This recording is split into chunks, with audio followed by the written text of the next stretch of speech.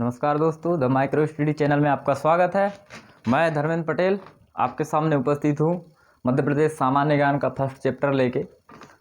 जैसा कि अभी मध्य प्रदेश पीएससी भी आई हुई है, उसके फॉर्म निकले हुए हैं और 23 से 24 अप्रैल को अपना मध्य प्रदेश पीएससी का पेपर है। तो उसी को देखते हुए MPGK का ये पोर्शन हमने स्टार्ट किया है और इसके अंतर्गत हम मध्य प्रदेश के सामान्य ज्ञान को काफ़ी विस्तार में जानने वाले हैं। लेकिन उससे पहले हम इस लेक्चर में पूरे मध्य प्रदेश का एक खाका, एक मैप के थ्रू जानने की कोशिश करेंगे, क्योंकि हम जब भी कोई एग्ज़ाम देते हैं या जब भी कोई एग्ज़ाम देते हैं और उसमें जो सब्जेक्ट आते हैं उस सब्जेक्ट को हम सिर्फ फैक्ट वाइज पढ़ते चलते हैं तो तुरंत तो याद रहते, पर एग्ज़ाम में भूल जाते हैं और उसके अलावा भी जो पढ़े हैं उसके अलावा जो क्वेश्चन आते हैं वो बन नहीं पाते हैं।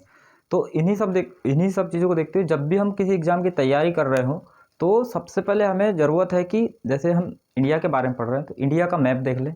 कौन सा राज्य कहाँ आता है, कौन सा राज्य समुद्र के किनारे है, कौन सा राज्य समुद्र के किनारे नहीं है, कौन सी राज्य की स्थिति कहाँ है, कौन सी पहाड़ कहाँ है, ये वो मतलब ज्योग्राफिकल उसका वो खाका तैयार करना बहुत ज़रूरी है। हमको मैप की जानकारी होना बहुत ज़्यादा ज़रूरी है। ठीक है, तो हम आज थोड़ा सा मैप, ये जैसे मध्य प्रदेश का मैप बनाए हुए हैं हमने, रफ मैप है। ठीक है, अब यहाँ पर संभव नहीं है कि पूरे हमारे मध्य प्रदेश में 52 ज़िले हैं तो 52 ज़िलों को यहाँ पर हम एक एक करके आपको बताएं, ये तो टाइम की बर्बादी है। तो आपके पास जो भी किताब हो, नहीं होगी आप लेके आइए कोई भी किताब, जो भी किताब लेके आएंगे तो उसमें मध्य प्रदेश का एक मैप ज़रूर आपको मिलेगा। ठीक है, तो वो मैप को आप देखिए और पूरे 52 ज़िले को एक बार ऐसा पढ़ लीजिए, ऊपर पढ़ लीजिए कि आपको आइडिया रहे कि कौन सा ज़िला कहाँ है। ये चीज़ें ज़रूरी है।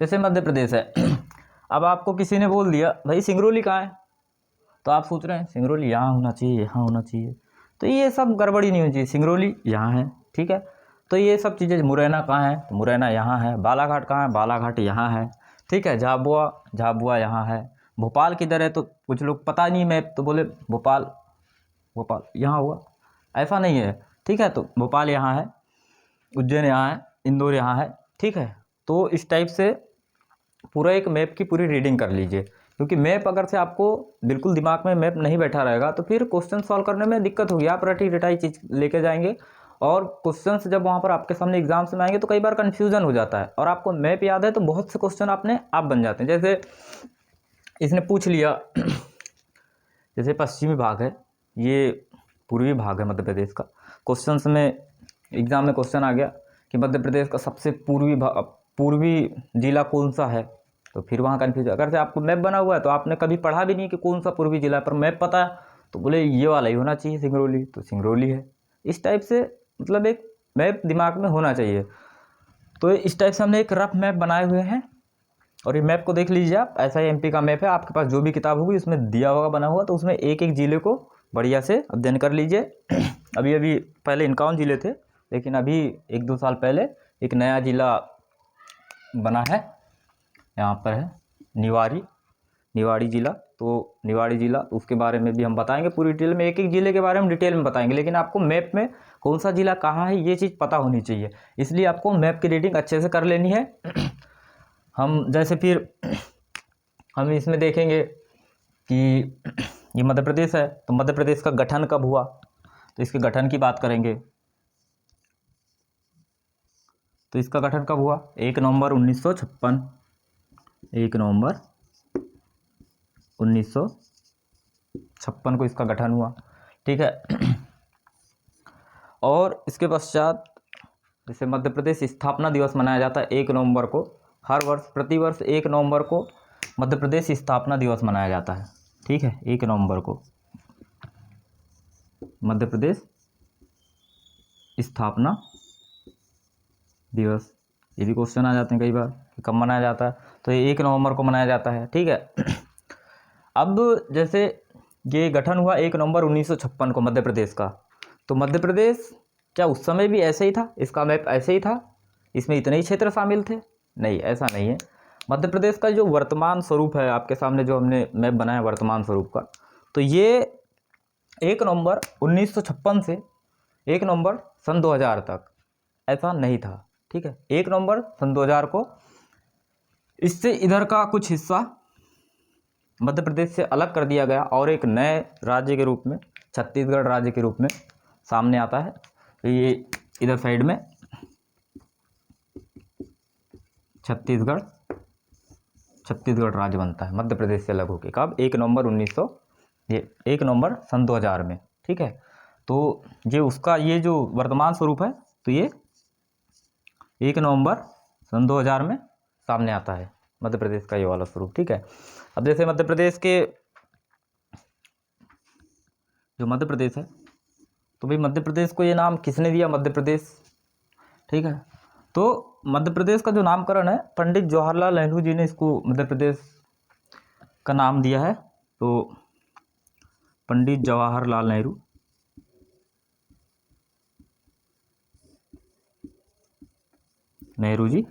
जी के द्वारा मध्य प्रदेश नाम दिया गया मध्य प्रदेश को। ठीक है, जैसे मध्य प्रदेश के एक अन्य नाम भी प्रचलित है, इसको अन्य नामों से भी जाना जाता है, जैसे हृदय प्रदेश। हृदय प्रदेश क्यों कहा जाता है? क्योंकि आप जब इंडिया का मैप देखेंगे, ठीक है, जो भी अपना इंडिया का मैप देखेंगे ऐसा, ठीक है,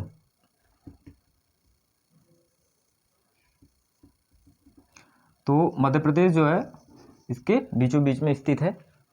जहाँ हमारा शरीर है, तो जहाँ हृदय रहता है वहाँ पर यह अवस्थित है हमारे मध्य प्रदेश की, तो इसलिए इसे हृदय प्रदेश के नाम से भी जाना जाता है। इसके और अन्य नाम की बात किए तो जैसे सोया प्रदेश के नाम से भी जाना जाता है। सोया प्रदेश का ये मतलब नहीं कि सोया हुआ है, नहीं, ऐसा नहीं है, सोया हुआ नहीं है। सोयाबीन नाम की एक फसल है, सोयाबीन। तो सोयाबीन के उत्पादन में मध्य प्रदेश काफ़ी अग्रणीय राज्य है, इसी के कारण से इसे सोया स्टेट के नाम से भी जाना जाता है, सोया प्रदेश के नाम से जाना जाता है। ठीक है, इसके अलावा इसको और एक नाम से जाना जाता है, नदियों का मायका। नदियों का मायका क्यों? क्योंकि मध्य प्रदेश से बहुत सी नदियाँ उद्गमित होती है, बहुत सी नदियों का उद्गम स्थल मध्य प्रदेश है, इस कारण से इसे नदियों के मायके के नाम से भी जाना जाता है। अब इसके विस्तार की बात कर लें तो मध्य प्रदेश का विस्तार, जैसे इसका अक्षांशीय विस्तार देखेंगे। अक्षांशीय विस्तार मतलब जैसे ये अपनी 0 डिग्री रेखा रहती है, उसके ऊपर पर चलते हैं तो अक्षांशीय हो गया इधर। ठीक है, तो इसका देखिए, ये ज्योग्राफी में हम डिटेल में समझेंगे, हम यहाँ पर सिर्फ अभी सामान्य परिचय के तौर पर देखते चल रहे हैं। तो इसका अक्षांशीय विस्तार 21 डिग्री 6 मिनट उत्तरी अक्षांश से 26 डिग्री 6 मिनट उत्तरी अक्षांश तक है। ठीक है, ऐसे ये अक्षांशीय रेखा हो गई मान लीजिए, तो ये 21 डिग्री 6 मिनट ये वाला बिंदु हो गया। ठीक है, और ये एक रेखा हो गई अक्षांशीय रेखा, तो ये वाला बिंदु, ये वाली रेखा हो गई कौन सी? 26 डिग्री 30 मिनट, ये उत्तरी अक्षांश। ठीक है, तो इसके बीच में मध्य प्रदेश स्थित है। तो इसकी अवस्थिति पूछेगा कि अक्षांशीय देशांतरी रेखाओं का क्या महत्व है, या अक्षांशीय देशांतर क्या है। तो ये ज्योग्राफी में अच्छे से समझते हैं, किसी भी स्थान की कोई अवस्थिति बतानी है तो उसके लिए इसका सहारा लिया जाता है। ठीक है, तो ये तो हो गई इसकी अक्षांशीय विस्तार की। अब इसका देशांतरी विस्तार देखें तो 19 डिग्री 59 मिनट से 19 डिग्री 59 मिनट पूर्वी देशांतर से। अब ये कहाँ होगा? तो जैसे इधर से एक रेखा खींचे तो ये वाला जो बिंदु हो गया इसका, ये 19 डिग्री 59 मिनट, ये मिनट को ऐसे दर्शाते हैं। तो 19 डिग्री 59 मिनट पूर्वी देशांतर से 80 डिग्री 66 मिनट। ठीक है, इसका ये देशांतरी विस्तार हो गया। ठीक, तो इसके बीच में मध्य प्रदेश की अवस्थिति है, इसके बीच में मध्य प्रदेश अवस्थित है। अब जैसे बात की जाए कि इसकी पूर्व से पश्चिम के बीच की दूरी कितनी है। जैसे कोई व्यक्ति है, यहाँ से निकला, ठीक है, यहाँ से चलना प्रारंभ किया इसने मान लीजिए, और चलता चलता चलता चलता यहाँ तक चला गया, तो इसको कितनी दूरी तय करनी पड़ेगी? तो इसकी पूर्व से पश्चिम के बीच की दूरी है 870 किलोमीटर। ठीक है, 870 किलोमीटर दूरी इसकी पूर्व से पश्चिम। ठीक है, कोई व्यक्ति यहाँ से निकला, यहाँ तक जाना है तो उसको 870 किलोमीटर की दूरी तय करनी पड़ेगी। और उत्तर से दक्षिण की दूरी है इसकी, जैसे कोई व्यक्ति यहाँ से निकला और ये इसका दक्षिणतम पॉइंट है, तो यहाँ से निकला, यहाँ तक पहुँचना है इसको, ठीक है। तो जैसे यहाँ से यहाँ तक आना है तो इसको कितनी दूरी तय करनी पड़ेगी, 605 किलोमीटर, ठीक है, ओके। तो ये हो गई इसकी एक मोटी मोटी जानकारी। और ये चीज़ें बता रहे हम तो ज़रूर है आपको, लेकिन आप आज ही तुरंत इसके जो डिस्ट्रिक्ट है, इन डिस्ट्रिक्ट के बारे में देख लीजिएगा मैप में कि मुरैना है, यहाँ क्या है, यहाँ क्या है, यहाँ क्या है, यहाँ क्या है, जो भी है अपना डिस्ट्रिक्ट के नाम आप देख लीजिएगा आप मैप में एक बार ज़रूर, ठीक है। इसके पश्चात हमारे मध्य प्रदेश से ही कर्क रेखा मध्य प्रदेश से होकर गुजरती है, ठीक है। तो ये हमारे मध्य प्रदेश से 14 डिस्ट्रिक्ट से होकर गुजरती है। अब वो कौन कौन से डिस्ट्रिक्ट है ये हम आपको आगे जब डिटेल में पढ़ाते चलेंगे तो बताते चलेंगे। आज तो सिर्फ हम इसका एक खाका देख रहे हैं कि कैसा क्या है इसका हमारा मध्य प्रदेश कि, तो ये 14 जिलों से लेकर होकर गुजरती है कर्क रेखा, ठीक है। अब हम इसको थोड़ा साफ कर लेते हैं, क्योंकि तो ये चीज़ ध्यान रखिएगा कि मैप अपने को देखना है बहुत अच्छे से, ठीक है, क्योंकि मैप हमारे दिमाग में नहीं बैठा होगा तो चीज़ें आसानी से याद नहीं होती है, फिर वही है रटना पड़ता है। और रटने की प्रक्रिया में आपको पता है कि रट तो लिए एग्ज़ाम्स में क्वेश्चन ठीक नहीं हो पाते हैं, या फिर उससे कुछ इतर पूछ लिया, मतलब उससे कुछ अलग पूछ लिया थोड़ा, तो क्वेश्चन बन नहीं पाते हैं। तो इन सब चीज़ों का अपने को ध्यान रखना है। अब हम बात करते हैं और कुछ चीज़ों की, जैसे मध्य प्रदेश है तो मध्य प्रदेश का राजकीय पक्षी क्या है, इसका राजकीय पशु क्या है, ठीक है, राजकीय पुष्प क्या है, ये चीज़ें भी जानना जरूरी है, क्योंकि ये ऊपर ऊपर है। अब तो एग्जाम्स में ऐसे क्वेश्चन कम आते हैं, लेकिन फिर भी कभी कभी पूछ लेता है, एक आध क्वेश्चन यहाँ से बन जाता है। तो हमारा राजकीय पक्षी जो है ये दूधराज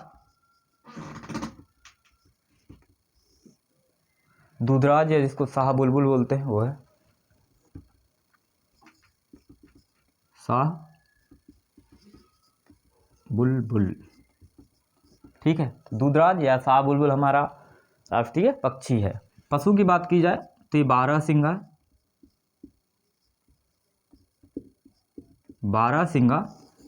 राष्ट्रीय पशु है हमारा, ठीक है। पक्षी की बात की जाए, ये पक्षी तो देख लिया हमने दूधराज, पशु बारहसिंगा, पुष्प राजकीय पुष्प क्या है हमारा, तो लिली है, सफ़ेद लिली, ठीक है, सफ़ेद लिली है। और ये जैसे राष्ट्रीय पक्षी, राष्ट्रीय पशु और राष्ट्रीय पुष्प, ये दूधराज बारहसिंगा, इनको कब राजकीय पक्षी, पशु और पुष्प की इसमें लाया गया, तो ये जो है ये तीनों 1 नवंबर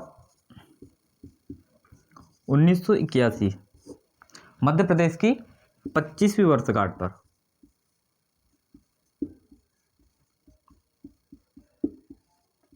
मध्य प्रदेश की 25वीं वर्षगांठ 1 नवंबर 1981 को दूधराज को राजकीय पक्षी का दर्जा दिया गया, बारहसिंगा को राष्ट्रीय पशु का दर्जा दिया गया, और सफ़ेद लिली या लिली को राजकीय पुष्प का दर्जा दिया गया। तो ये चीज़ें अपने को याद रखनी है, एग्जाम्स में क्वेश्चन पूछ लेता है। अब इसके बाद हम और बात करते हैं, ठीक है। जैसे क्वेश्चन आ जाता है कई बार कि राजकीय खेल क्या है, तो हमारा मध्य प्रदेश का राजकीय खेल क्या है, मलखम खेल,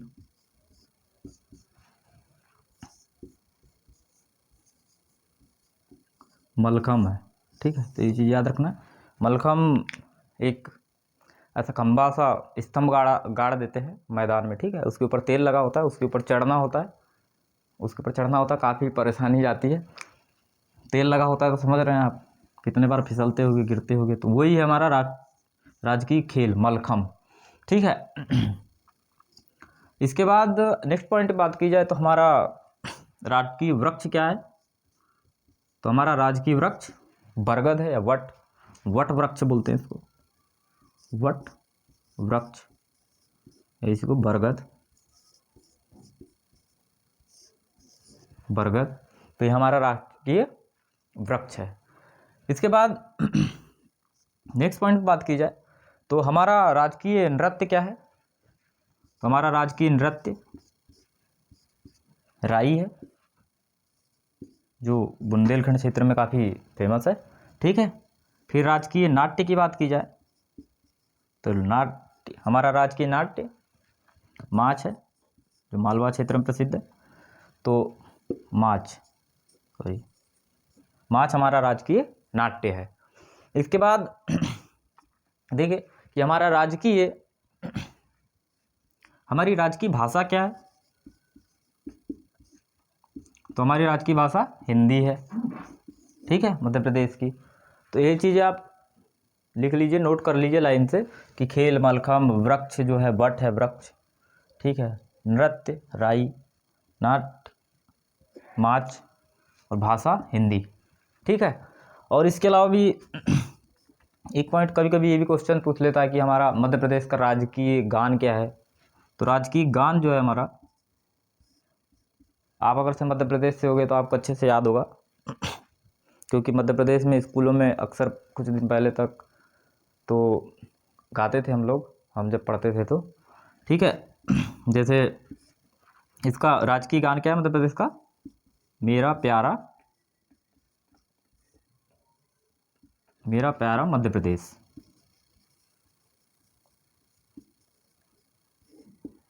ठीक है, मेरा प्यारा मध्य प्रदेश राजकीय गान है।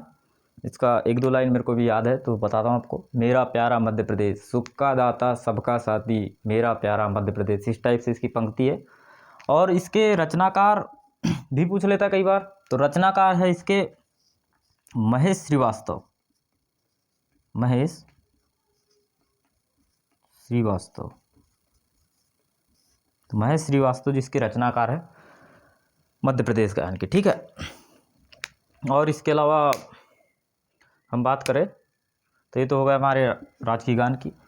जैसे हमने मैप तो मिटा दिए, जैसे पूछ लेता है कि भारतीय मानक समय रेखा जो 82.5 डिग्री है, ठीक है, तो मध्य प्रदेश के किस जिले से होकर गुजरती है? तो ये क्वेश्चन आपके लिए सस्पेंस है। इस क्वेश्चन का आंसर आप जो है कमेंट में देंगे कि जो भारतीय मानक समय रेखा है 82.5 डिग्री, तो मध्य प्रदेश के किस जिले से होकर गुजरती है, इसका जो आंसर आप कमेंट में हमको बताएंगे। ठीक है, तो ये हमने ऊपर ऊपर आज मध्य प्रदेश को देख लिए, एक छोटा सा लेक्चर, क्योंकि इस लेक्चर का मकसद हमको सिर्फ हम आपको ये बताए कि जो मध्य प्रदेश है, मध्य प्रदेश का मैप, इसमें 52 जिले हैं, तो 52 जिले आपको पता होने चाहिए।